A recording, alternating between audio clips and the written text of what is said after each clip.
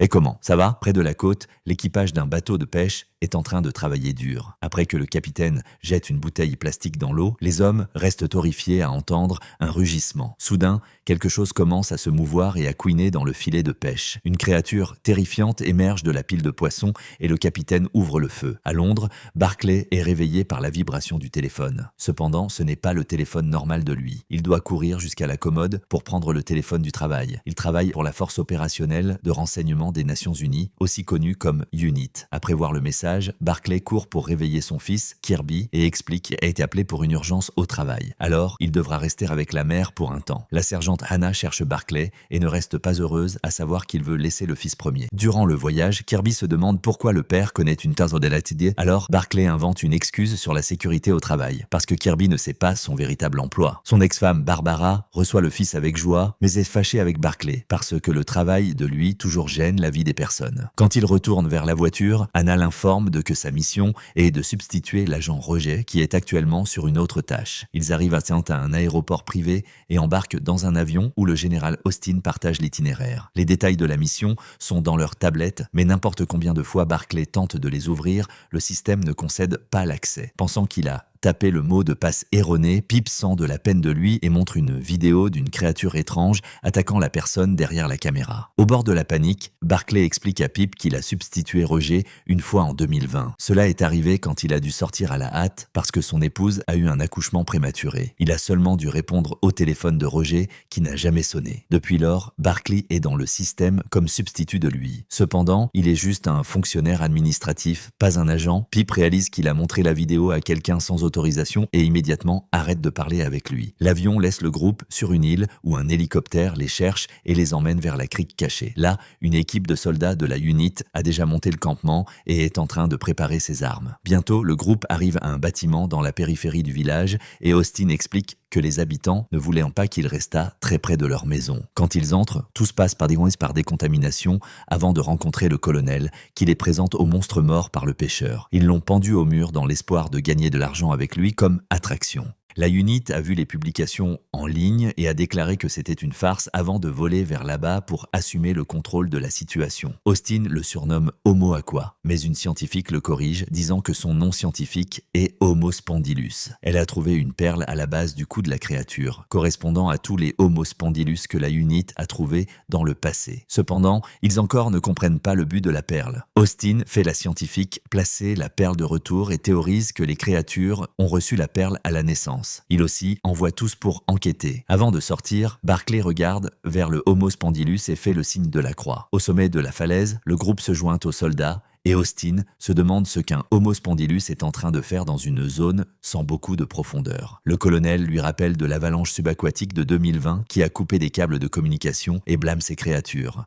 Alors, ils utilisent une machine pour envoyer une impulsion de traduction de signalisation qui est si aiguë qu'elle fait Barclay trembler. Maintenant, ils doivent attendre pour une réponse. Cette nuit-là, il demande s'il peut faire un appel, mais Hannah explique qu'ils encore ne peuvent pas utiliser leur téléphone. Barbara a envoyé plusieurs messages sur quelques problèmes avec l'école de Kirby et elle le réprimande pour se soucier plus avec le travail. Pendant ce temps, Pip et une autre soldate sont de garde nocturne pour le corps du Homo spondylus. Pendant qu'ils conversent, ils font quelques pas et réalisent que le sol terrant a été couvert de boue. Au principe, pensent que c'est juste une fuite, mais soudain, la soldate commence à s'enfoncer et ils réalisent qu'enrichement que tout le sol a été transformé en boue. Pip marche le plus près possible pour tenter de l'aider, mais elle ne réussit pas à atteindre la main de lui et lui aussi est en train de commencer à s'enfoncer. Éventuellement, le corps d'elle reste totalement submergé et elle se noie. Quand l'eau atteint la ceinture de Pip, il demande de l'aide par la radio. Cependant, les soldats entendent seulement de la statique. Bientôt, une main effrayante agrippe l'épaule de Pip pour le noyer aussi. Alors, un Homo spondylus saute du trou et emmène le corps de la créature morte. À ce moment, une alarme se déclenche et l'équipe court vers le bâtiment juste pour le trouver vide. Le sol est revenu à la normale, mais Barclay voit un morceau de métal coincé dedans. Il tire jusqu'à ce qu'une chaise entière sorte. Austin tente d'appeler Pip et l'autre soldate, mais la réponse est pure statique. Il continue à tenter jusqu'à entendre sa propre voix venant du sol. Tous courent pour creuser jusqu'à voir une main. Barclay est ébranlé avec la vision d'un corps mort, alors va vers le dehors prendre de l'air frais. Quand Austin vérifie comment il est, il finalement dit qu'il est juste un employé. Cependant, Austin est bien avec cela, parce que les règles disent qu'en temps d'impact historique, politique ou culturel, un civil doit être avec l'équipe militaire comme témoin. Anna admet qu'elle est frustrée parce que cela a pris des années pour obtenir des missions importantes comme celle-ci, mais Barclay a réussi par erreur. Elle aussi partage que les Homo spondylus étaient sur la Terre avant les humains, qui sont apparus pendant que les créatures hibernaient dans le sous-sol. La planète a fini par se reformer et les sceller. En vérité, la Unite a été créée pour traiter avec ce type d'événements surnaturels. Anna se demande si les Homo spondylus sont en train d'attaquer parce qu'ils veulent la planète de retour. La conversation d'eux est interrompue quand un soldat annonce qu'une créature a été vue sur la côte. Tous courent vers le lieu et Barclay reçoit une caméra pour enregistrer tout. Austin fait avec que tous baissent les armes pendant qu'un Homo spondylus sort de l'eau et couine vers eux. Utilisant le traducteur, Austin offre des bienvenues gentilles et demande une réunion diplomatique. Quand la créature pointe que les humains ont tué son espèce, Austin répond que les Homo spondylus ont tué des humains aussi. Alors, il veut que tous abandonnent la violence et commencent une amitié. La créature est d'accord, mais aussi pas d'accord, et le traducteur ne réussit pas à capter la signification complète de la phrase. Soudain, plus de Homo spondylus émergent de l'eau et les soldats entrent en panique. Mais Austin répète qu'ils sont venus en paix jusqu'à ce que le leader soit d'accord. Après, il demande au leader de répéter la phrase antérieure et la traduction dit « Nous sommes en train de parler avec le monde entier maintenant ». Soudain, chaque humain reçoit une alerte d'urgence sur ses téléphones, annonçant une grande incursion dans tout le monde. Les personnes européennes restent choquées à voir les Homo spondylus émergeant des mers en grand nombre. À mesure que les vidéos de téléphone deviennent virales, les reporters passent chaque heure couvrant cette nouvelle. Des leaders mondiaux initient l'initiative de diplomatie H2O et construisent un canal qui mène à la maison impériale, où les discussions de paix seront réalisées. Barclay va à la maison et dit à Barbara qu'elle devra s'occuper de Kirby un peu plus. Il blâme une promotion importante et envoie 3000 livres vers le compte bancaire de Barbara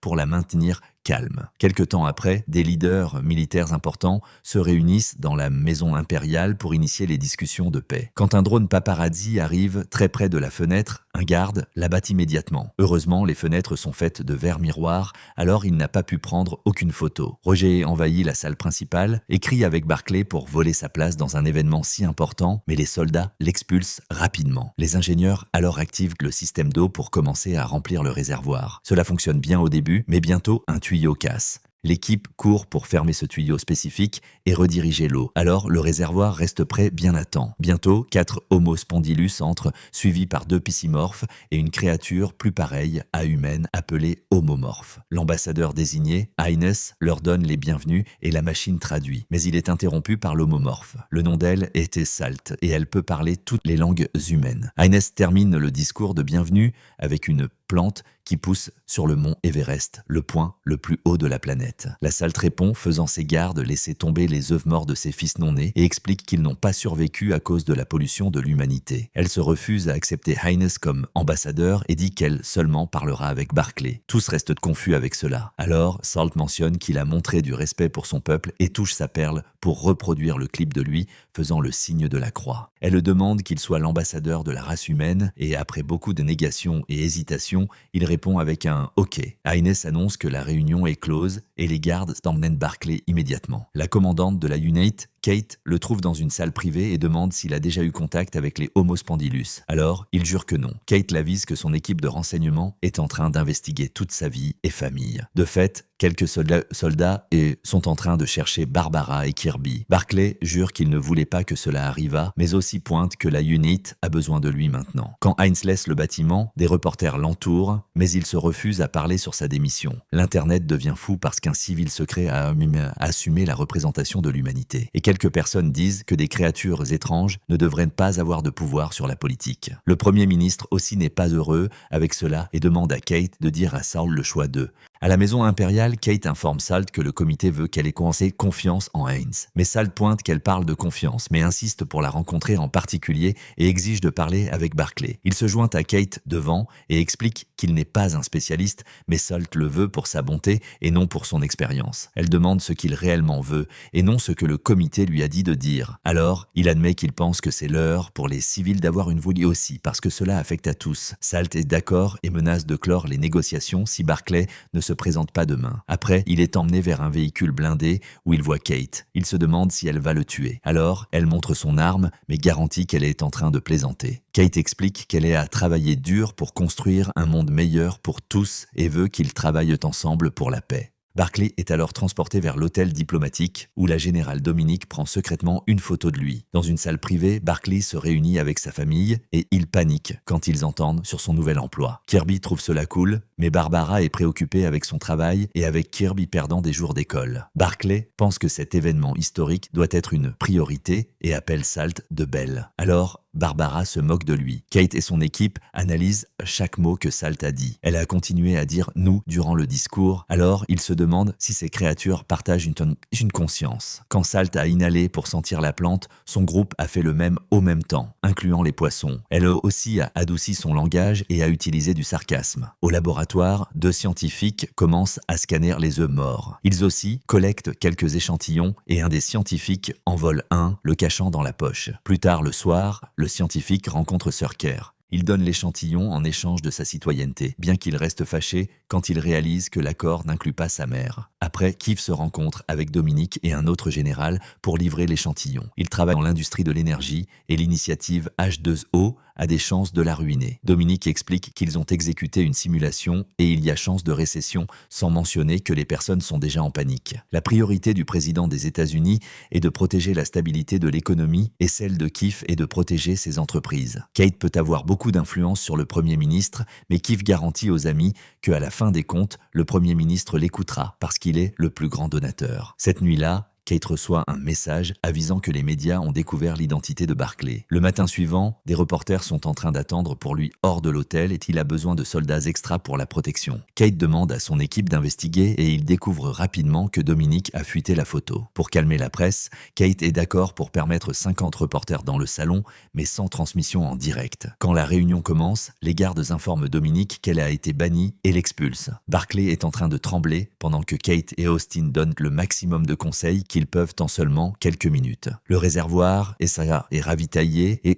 Salt retourne avec ses gardes. Barclay dit « Salut », alors Kate lui rappelle de lire le discours qu'ils ont préparé pour lui. Il demande des excuses pour ce qui est arrivé aux œufs et Salt demande s'il est père. Après qu'il dit oui, elle accepte la demande d'excuses. Alors, Salt demande un verre d'eau de la rivière et se refuse à parler à nouveau jusqu'à l'obtenir. Les soldats courent vers la rivière et apportent un verre plein d'eau qui est très brune. Salt demande à Barclay de boire. Kate dit immédiatement à lui de ne pas faire cela, car cela peut le tuer. Son équipe écrit un message pour le faire dire que le gouvernement est conscient de la crise de pollution et est en train de travailler là-dessus. Cependant, Salt l'interrompt et dit qu'elle veut ces mots c'est réel, non du vide politique. Kate insiste qu'il a besoin de suivre le script, mais Barclay enlève l'écouteur. Il admet que la société est stupide et que la planète est au bord de la destruction. Il fait un discours irrité sur les humains suivant leur routine, pensant que ce n'est pas leur problème et ce n'est pas leur faute. Les enfants savent et il veut commencer à les écouter aujourd'hui. Salt dit que Barclay est son humain favori, le faisant rire. Cependant, Austin et Hannah restent impressionnés. Après la réunion, beaucoup de civils sont en train d'encourager pour Barclay hors de l'hôtel. Il dit à la famille qu'il se sent incroyable et ils sont fiers de lui. Alors, il admet à Kirby qu'il aimerait les avoir écoutés avant. À la TV, des reporters continuent à parler sur lui et l'appellent passionné. Barbara demande sur Salt et Barclay réalise qu'elle est avec jalousie. Pendant ce temps, Austin dit à Kate que le comité H2O a créé de nouveaux modèles pour des régulations environnementales. Il aussi l'informe de que le gouvernement français